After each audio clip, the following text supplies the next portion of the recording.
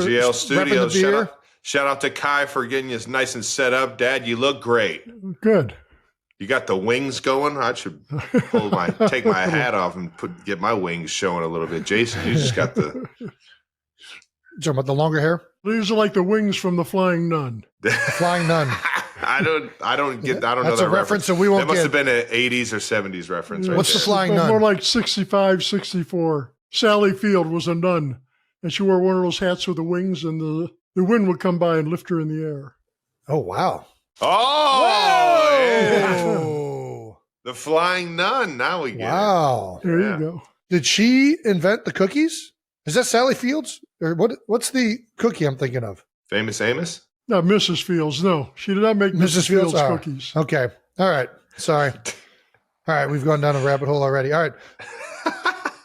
I guess where do we start? Dad, what do you think of Father's Day? Let's start off with there. What do I think of it? Yeah.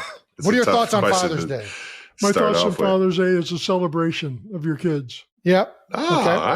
all right. and how happy you are, and Nice. I'll celebrate to that. what a great job you did as a dad. Yeah. There you go. Well, or doing, right? There's still, Yes. do you Still ever stop doing it. being a dad? Do you consider yourself dad still? Oh, yeah. Yeah. How? 100%. Jason, he how was much just fathering easier is- you 2 seconds ago into getting your ass in there to see a doctor about your sleep apnea. Yeah, I'm not going into a doctor. Fuck, they don't know what they're talking about. How is being a dad different at this stage as opposed to being a dad You don't know what they're when talking we were about. like Wyatt Bennett's and Elliot's age? And Finn. Sorry, Finn. A lot more relaxing. At this stage, everything's just a lot of fun. Less work. You're not fretting about how they're doing in school, how they're treating teammates, how things are going in the neighborhood with them, how much trouble they got into that can be directly tracked back to you. What do you fret about these days between Travis and I? Between Travis and you, not much. Not I much. think you're doing great. Yes. So you do think that Father's Day is a real holiday. Jason, do you think Father's Day is a real holiday? I think Father's Day is, yes, first of all, it's a real holiday. Anything that celebrates parents and family and raising children in this world should absolutely be celebrated. Okay. I think that Father's Day and Mother's Day is celebrated across every nationality in some way. Actually, there's a really good way that the Germans celebrate. We mentioned this last year on the podcast. I would love to do this with Dad one day. You know how Germans celebrate Father's Day, Pop? No, tell me. The family drops them off at like a woods, and they have a wagon that is filled with beer and different types of meats and sausages. And the dads just wander up into the mountains with a bunch of beer and sausages, and they hang out together for a day. And then they come back to meet their families afterwards. I was like, I'll tell you that what, sounds pretty fun. we can wander back to the pool and do the same thing. There we Perfect. go. There we go. Gotta go to the We'll woods. do this. We'll just get a wagon and ceremony and walk out backyard. Dad, mom's in Traders. What? No, we can't say this. Oh, it's public. It's public. Rumored. What? Is it? It's public now? It's public. She's It's public. Allegedly. I was lectured by your mother not to talk about it. Okay. Well, can we record something for when we can say this? What do you think are mom's chances Chances of winning. what? of winning? Winning Do you what? understand? Do you I don't know. understand You know what what I have Traders no is? idea what she's Okay. doing. So this is the premise of this. It's a game show. It takes place in Scotland. Basically, there's a group of people, and there's two people in that group, or a select amount of people are traders, which are people that can eliminate other people week by week. And the group of individuals that aren't the traders need to try and devise who the traders are before the traders eliminate all of the non-trader contestants. What? I'm sorry. All right, perfect. So This what do you guy. think mom's chances are of winning such game show? Haven't got a fucking clue.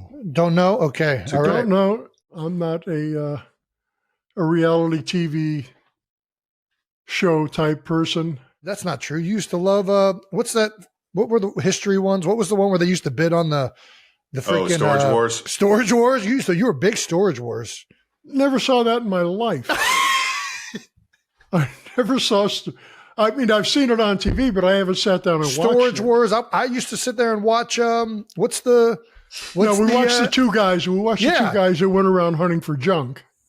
Yep, the American Pickers. There you go. Then you used to watch the Vegas one with the Chumley. What's the the Vegas. Oh, yeah. yeah. So don't give me this. Don't give me this. You're not a reality TV guy. Pawn Well, I Stars. don't- Don't act like you're above reality TV. You used to sit down and watch Jackass with us. Yeah. What? As I recall, I was pretty much adamantly opposed to Jackass. Yeah. No, I think that's accurate. I'm pretty sure. Oh man, but you were missing out. Yeah. Oh, yeah. Your loss. I want to get Ed Kelce's reaction to this photo. All right, let's do it. Brandon, you know exactly what photo I'm talking about. I have no idea what photo, so Oh, you're going to get my Brandon is. reaction too.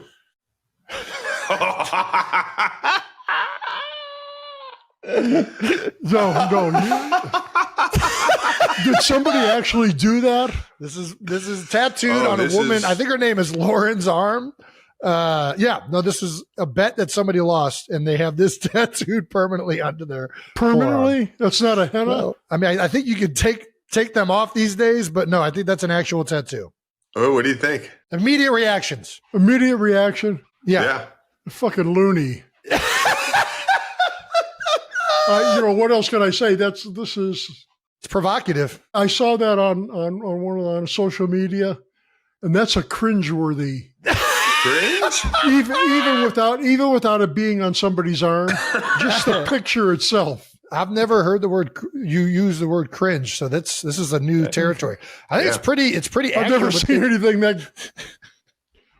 Well, It's made you feel like that, huh? yeah, that's right. That's right. I don't think I look half bad, if I'm being honest. I think it's they did me a solid. This might be the best you've ever looked. You could take that off the screen now. All right, fair enough. Have to ask Kai that one though. All right, let's get to some Heights Hotline, man.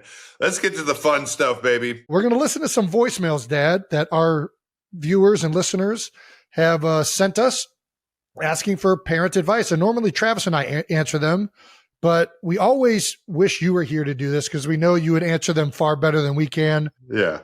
This one is titled Unwritten Rules with Dad. Hey, Jason. Hey, Travis. Huge fan of the show. My no dumb question is, what was like an unwritten rule you had with your dad growing up? One of my unwritten rules I had always with my dad was when I'd be in the car with him, it would be nothing but his music he loved, 70s, 80s rock, 90s rock. Sounds like a good dad. And we always watched football games together. And that was like our two big unwritten rules was that. I hope to have a good day and go Steelers. Oh, there we go. Right, nice. Go The Steelers. Yins. All The right. Yins are- all right. Yins are All actually. right. We didn't have any written rules. They were all unwritten. I only remember one, but it was literally a rule that he told me but he only told me once. It was you got to be home before the streetlights come on. That was the only unwritten rule That's a rule that dates back to the 60s, at least. since streetlights were a thing. Did you write down any rules? I don't remember any written rules. Oh, I don't know about any written. No. I think they were all unwritten, but there are tons of rules. Yeah. Don't talk back to your mom. Finish your food That at was the always- table. Finish what you're eating. Yep. There's starving kids in China. Don't hit your brother in the face. No punches to the head. Can we still use there's starving children in China? Is that still an acceptable way to get children to eat food? I think that's to each his own, Jason. I don't know. I kind of gave up on that one. I think that's Fact to of the each matter his is, I waited all these years for you and Travis to come back with Aunt Judy's retort. What was Which it, was- Judy's? Well, if they were here, they could have my food. own.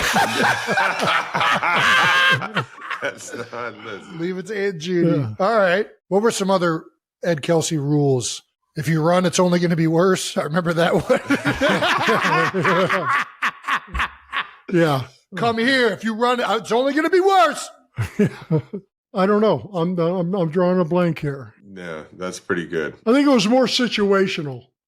The rules came up where there was a situation that demanded it. There was the golden rule, which kind of everything else fit within the golden rule. Then there was respect your teachers, your the elders Respect in the everyone. room. but there was another level for like either teachers, educators, or people that were older than you, which I felt like if we Your ever elders, respect your elders. Yeah. yeah, if we ever came back and like one of the older just parents or anybody was saying something, you were like, all right, that's enough of that. Like, I feel like that was a big one. And that wasn't always easy to say. And the reason I mentioned it is, how many of those parents or elders were just full of shit? Yeah, I know. But you're just trying to keep your kid quiet and get out of there. Yeah, but the chances are your kid is full of more shit than the elders are, right? No? No, sadly, no. And that's something you'll come to realize. All right, fair enough. As the girls get older. All right. Your time is not so much keeping your kids in line as it is deflecting criticism and, rolling your eyes in front of the friggin' idiots. Okay. All right.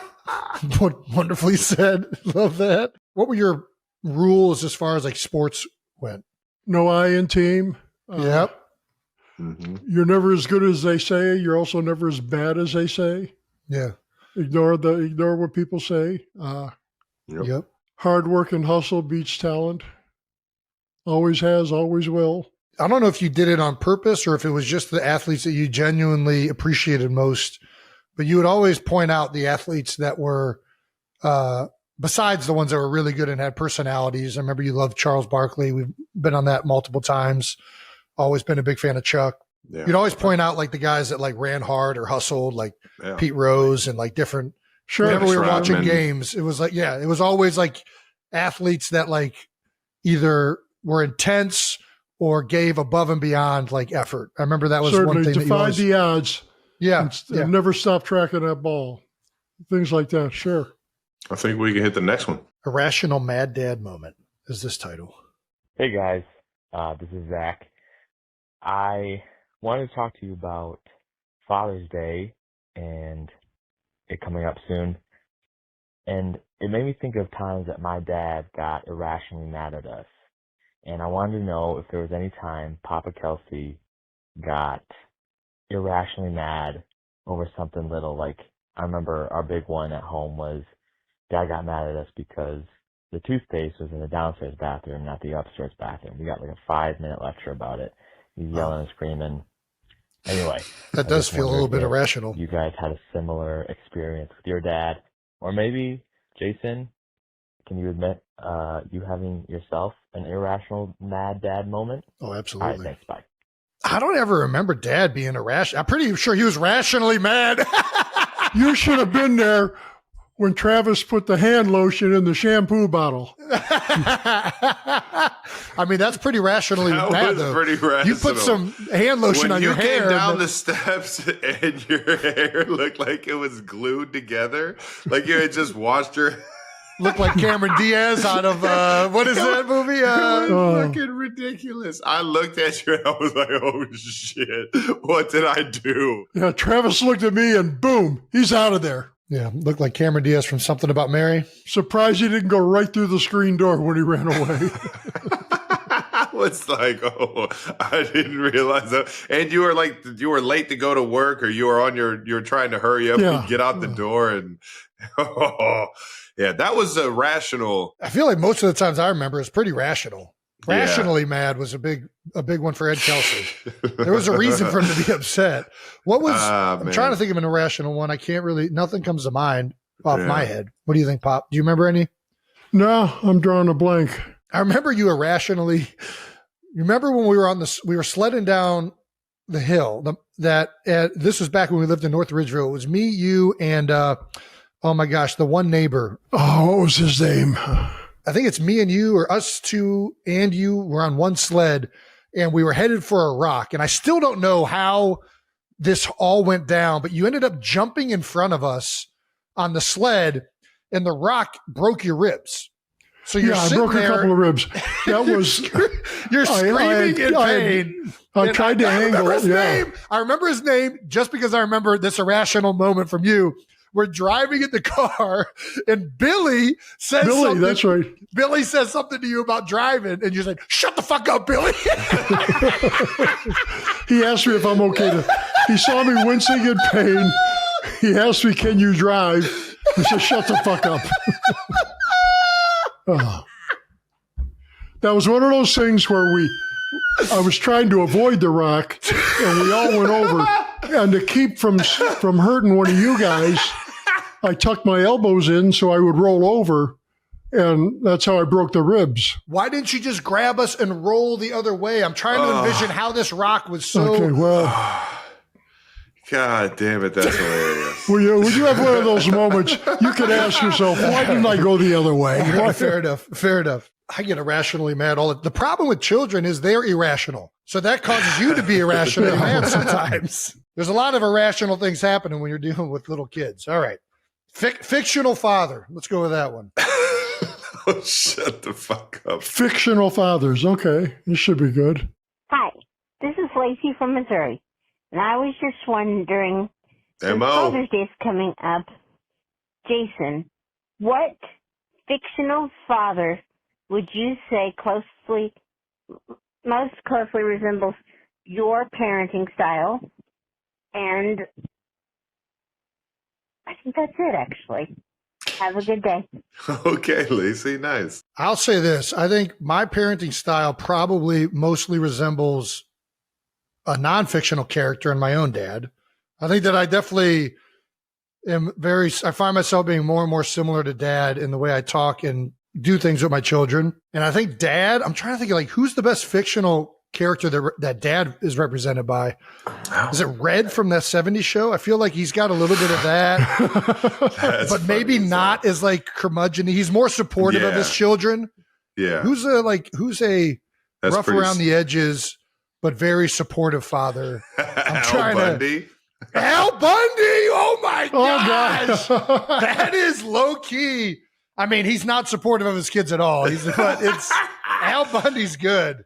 He's got, you got to go with a hodgepodge. It's got the sense of humor of Al Bundy combined with the fatherly, like nurturing of like a Huxtable. What's like Bill Cosby? Like we can't mention Bill Cosby, unfortunately, but the character was phenomenal on the show. Sure. Mr. Huxtable is, yeah. So I think, that's pretty good. I would say it's kind of like that. What do you think that's accurate, Pop? I mean, that's damn good. That's pretty good. If you want to go, I'm drawing Ed. What's the guy's name from Married with Children? Ed what? Al Bundy. Was his real name. Oh, you're talking about Modern Family. No, I'm thinking what's his real name? Oh, okay. Ed O'Neill from Youngstown, Ohio, baby. Yeah, played for the Steelers. He played for the Steelers? Yeah, he did. I think it was only 1 or 2 years. If I'm not mistaken, he was a linebacker. I'm not sure. Are you thinking of Jack Lambert? Look it up, dude. Try me. All right. Listen. Brandon, look it up right now. Had a brief stint with the Pittsburgh Steelers. Holy shit. Well done, Dad. Ed O'Neill, baby. And he's from Youngstown? 4 touchdowns, 1 game. He's from Not Youngstown? 1 season. No, that was Al Bundy's big game. Yeah. Polk High. But he did a movie where he went to his girlfriend's house to get her kid who had been disappointed by his real father. Yes.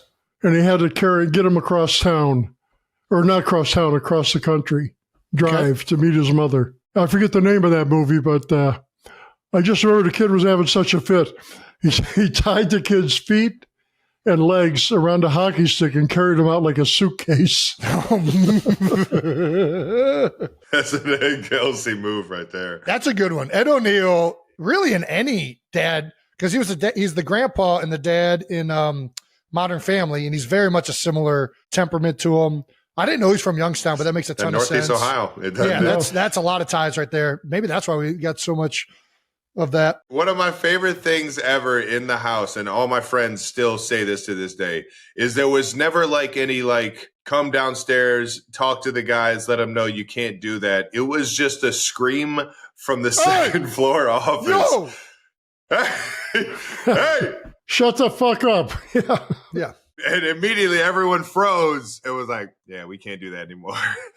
All right. Yeah, we're done. Yeah, I do remember one time we were at the rink, and Travis and a bunch of kids were playing hockey outside the rink while you were skating. Yep. Yeah. And you know, they used to do that in the one corner Oh yeah. of the rink.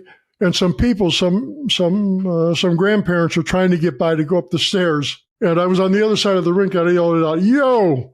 It's like 7 kids dropped the hockey sticks right away. Listen, it translates. It translates to me. We were at the Phillies game this week, and we took the girls, and some family friends brought their kids. And one of the other, I don't even realize this is like a thing that just our family does. But one of the other kids was standing, like, you know, in a suite, how like the front, she was like climbing on the front of it. And I was like, "Yo!" And immediately she like gets startled and then starts crying. And I'm like, "Oh, fuck, I just fucked this up." Like, this kid isn't normally used to getting this kind of treatment. I'll tell you, one of the coolest things is, and this was maybe 2 or 3, one of the last few years that Jason played, were in the downstairs in the family room in that lounge. And, you know, they've come by 4 or 5 times trying to get people to leave. And I walk over by the door, and the security guys were very cool about it. They weren't rushing you.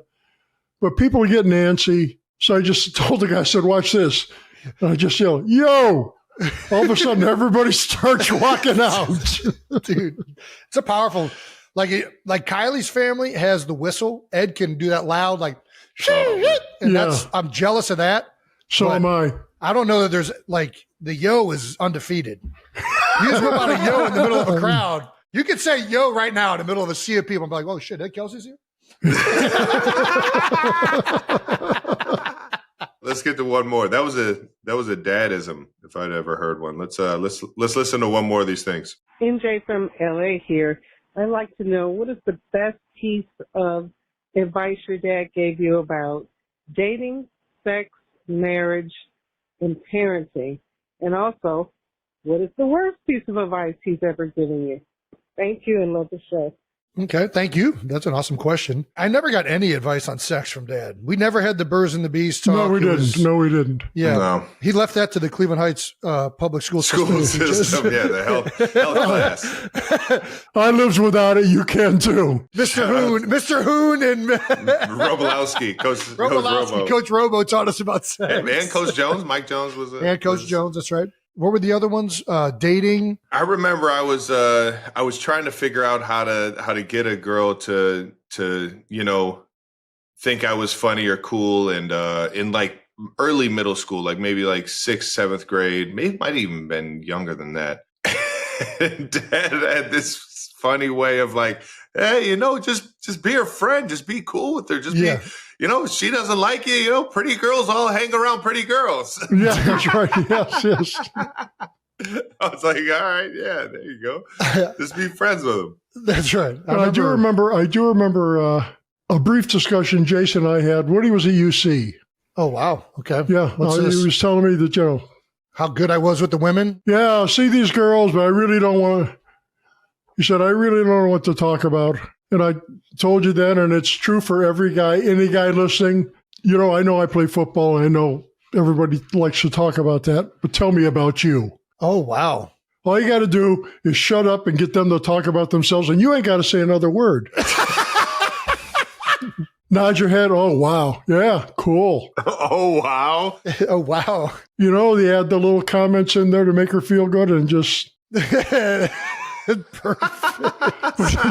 You don't have to say nothing. You know what I mean? Go. This is good. This is why you remind us of Ed O'Neill. This is why you remind us. Also why I live alone. Hey, I actually don't think he's listening to me. He's just acting like he wants to. They figured you out. Well, I was on AOL Instant Messenger, and you definitely encouraged me to just talk to girls because you could tell that I was I did not know how to talk to girls. You were awkward. You were uncomfortable. Jesus Christ, I wasn't going to say that. I was uncomfortable. You were a little uncomfortable. Yeah. Who was it, man? We were it was AOL Messenger. Who was it? What about it was awkward? You just said you were ill at ease talking to girls. Jason, I used to eavesdrop in on your conversations on the phone. You remember when you told me to... don't. You got to take that out. We can't do this. And that's all the ed advice we got for you. I'll tell you advice I gave you that you didn't pay attention to. What's that? Katie would say that she sees you and she says hi to you, but you say nothing back. Oh, really? And I tried to tell you, you see Katie, talk to her. Not that you have to go out and that you're going to start dating her. She's a little older than you, yada, yada. I did not know how to talk to girls. But every girl in school is watching you talk to this hot older chick. This hot older chick. There you go. All right. All right. And that's it with for Ed Advice with Ed Kelce. Happy Father's Day, everybody. Dad, I'll see you for Father's Day, maybe. Love you, big guy. Thanks for coming on here and having some fun with us. Anytime. You know what? Love you, Pop. Love you. Jason, why don't we get to some parenting advice voicemails? Yeah. I mean, Brandon, can we which one should we pick some of these or should we just start rolling through them? What do you think? Wait, were you asking? Was I supposed to answer? Oh shit! I mean, I said Brandon. My fault. Do you want to roll through them? Hey, Brandon. How you been? I've been good. Always happy to have you. All right, 1 through 5. Let me talk to your mom for a second. Go ahead. All right, first voicemail.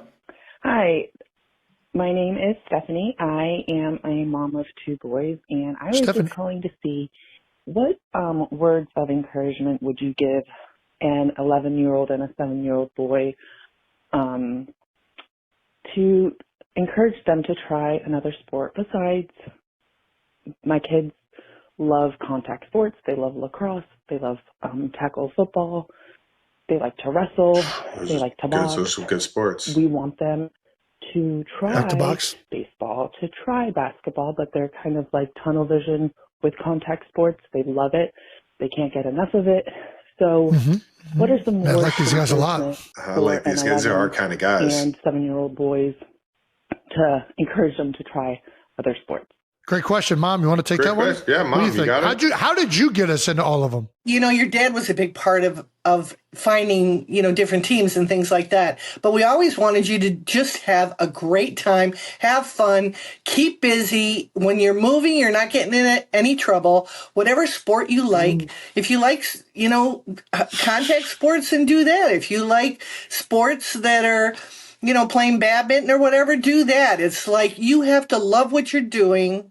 Otherwise, you're not going to want to play. Mommy, growing up, what was the one sport you loved watching us play the most, though? Like, what was the most exciting one for you as a parent watching? Yeah. Obviously, the most exciting was team sports, where hockey was a blast because it was constantly moving. So you could watch things. There was no stopping. It was, jumping off over the, the boards. You just were going all the time. So you were out there a lot. You always had to keep an eye on us, too, in case we were going to throw our cups at you. Yeah. Very true. But it was just, I loved doing that because I paid attention to you and I got to watch you grow and blossom in hockey. But I also liked baseball because in baseball, you would be up to bat maybe once, maybe twice, and you would catch the ball maybe once or twice, unless you were the pitcher or the catcher, which Jason was. So he was constantly out there because he was catching and throwing, pitching. They only put me on the mound when we hated the other team and they wanted to see me just strike fear into kids. Yeah, and throw the ball like this close to their nose. Yeah, but I enjoyed the parents at those sports. Baseball, the parents were just awesome. And we laughed Mom was a lot. always in the right. Yeah, Mom was always in the right field in the baseball games, having a comedy hour with all the other mothers on the team. We were always telling jokes and laughing. It was great. And then they're like, "Wait a minute, my son's up to bat." Yeah. Mom, what do you think is the key to getting kids to enjoy sports? What did you used to do to try and get us to have fun or get us into new activities? You were the ones that drove it. It wasn't us. You drove it. You said what you liked, what you wanted to do. If you wanted to be in a play, you were in a play. If you wanted to do swim cadets, you did swim cadets. If it's like we just went along for the ride. You guys drove everything, and that's the way it should be. Parents should stay out of it. They shouldn't push their kids into things they don't want to do. They're going to have a wonderful childhood. If they love what they do, they're going to get good at it. So that's as simple as that. You guys did a great job of introducing sports. Like I remember Jason started playing football in middle school, and I was always 2 steps behind. So I was in 5th grade while he was in 7th grade. Yeah. And he was starting to play football, and I was like, man, I want to play football. I remember Dad took me down to Heights Tigers tryouts, and I saw how many kids were trying out for the football team at that age, and I was just overwhelmed with like not knowing anybody and understanding like as a kid, you kind of want to play sports with your friends or people that you know and things like that. And you guys always found teams where we knew the kids on the team. Well, and, definitely we would check out, who the coaches were, what parents were there, who was involved, if there were a bunch of parents that were involved, or there were a bunch of parents that weren't involved. It's really important because as children grow up, they're not going to tell you anything. They're going to tell their friends stuff, and they're going to get to their friends' parents and talk to them. So I think you just want to surround your children with a huge group of individuals that are of like minds. So yeah. I remember I was in middle school, and I was playing for a new baseball team called CBA, Cleveland Baseball Academy. Yeah. And the academy they were very like respectable in the baseball community in Cleveland. And I thought that my talent was there, but it also said that I had to maintain a GPA of 3.0 to stay on the team. And I looked at my dad after the trials, and I was like, Dad, I think I could play on this team, but I don't know if I can. I don't know if I can keep up this whole 3.0 GPA. Yeah. And so I ended up just cheating the system because when you're good at sports, they want you on the team. Mom, what do if there's a kid you had? Let's say we had a third brother. If we had a third brother, oh my! You have a third brother named Dale. Yeah. And Dale didn't like sports, and he didn't want to do anything but sit in the house all day. Would you just let Dale sit in the house all day and not play sports or do anything extracurricular? I would try to find something that they like to do. Anything to get them out of the house. Whether it was maybe they wanted to be a long distance runner. Maybe they were just like this kid wants to do nothing. He's got no motivation, no friends. Hypothetical. Oh wow, that's a rough one. Because you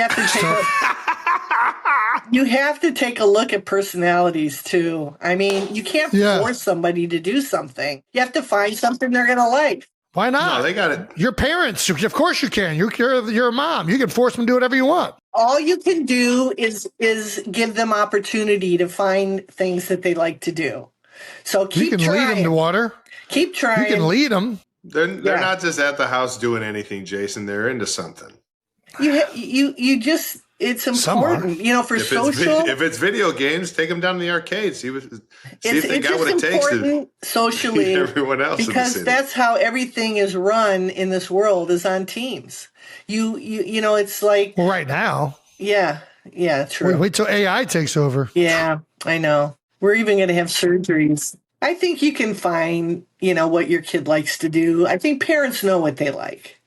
So you just have to direct them in that way. Try to get them help. Let's say they're a musician. Get them some music lessons. Try to find out what they really, really like. Passion is. Yeah. I mean, that's the thing. It's feed that passion. All right, can we get to let's get to the next question here. Let's get to another question here. I feel like this would be a better question for Donna, Kelce. Lucky but for as a you. mom of Perfect. 2 boys, aged 4 and 1, what are some ways that I can cultivate their relationship so they grow up to be close brothers like Jason and Travis? Oh, man. Ooh. What do you got, 2 Mom? years apart is different than 3 years apart. It is. Yeah, that's a rough one. I don't think you cultivate anything. I think the dynamic of the family is the dynamic of the family. Yeah. I didn't try to force anything. I didn't try to steer it in any way. I think kids are born with certain characteristics. I think some parents take too much, credit for their children's success and for their failures. I don't. I It's do. all on you. I It's think all on you. If you got a shithead kid, it's on the parents. You got 2 Hall of Fame NFL playing kids. It's I all don't on think the parents. so. No, You got to have it both ways, Mom. You know what, Mom? I think it's on the older sibling. I think eventually you gotta let the older sibling know. I think that's what you and Dad did a great job of. Nope. Is that you forced Jason to be my friend, and by doing this, Jason would then just torture me. He would find fun ways to say we're playing together, but in reality, like playing together with Jason was, hey, Travis, you want to go be the goalie outside so I could just rip slap shots at you in the driveway? Like, yeah, of course I want to play with you. Oh, man. I'll Our do that. garage door was like pockmarked. Family activities always win.